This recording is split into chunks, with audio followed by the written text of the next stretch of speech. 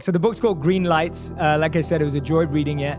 And this analogy that you create of green lights, talk to us about what is a green light, but more deeply, for me, what I'm fascinated by is how do you know when something's a green light?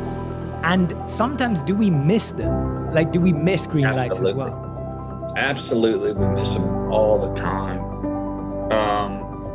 Sometimes they're right in front of us. We don't see them daily because we're not in a place to receive them, to recognize them, to be aware of them, to see a certain situation. Sometimes we see red and yellow lights where they're actually green lights. Sometimes we slow down and stop or feel like we're getting stopped when it's actually, no, it was free. There was no glass on the floor. You could pass through that dark hallway. It was a free ride, whatever that may be. A lot of times I know that we can create green lights, engineer them for our future by the choices we make daily. I call it, it's a version of delayed gratification.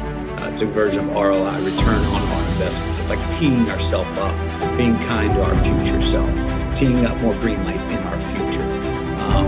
They're based on a mix of responsibility and freedom, the choices we make, compounding assets of our future.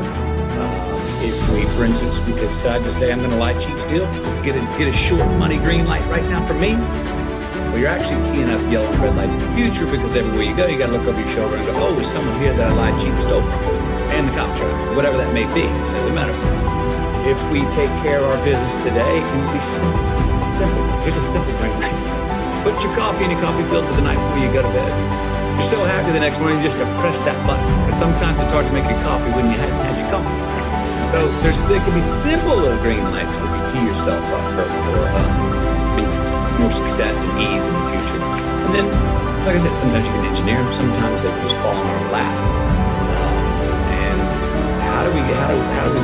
I've found that we find them by either enduring through something, or pivoting and having another look at something in a different way, or raising the white flag and saying, I get it, I'm going to live and fight another day, I'm going to fight another battle. The tool for getting to them that I bring up in the book is when faced with the inevitable, get red light.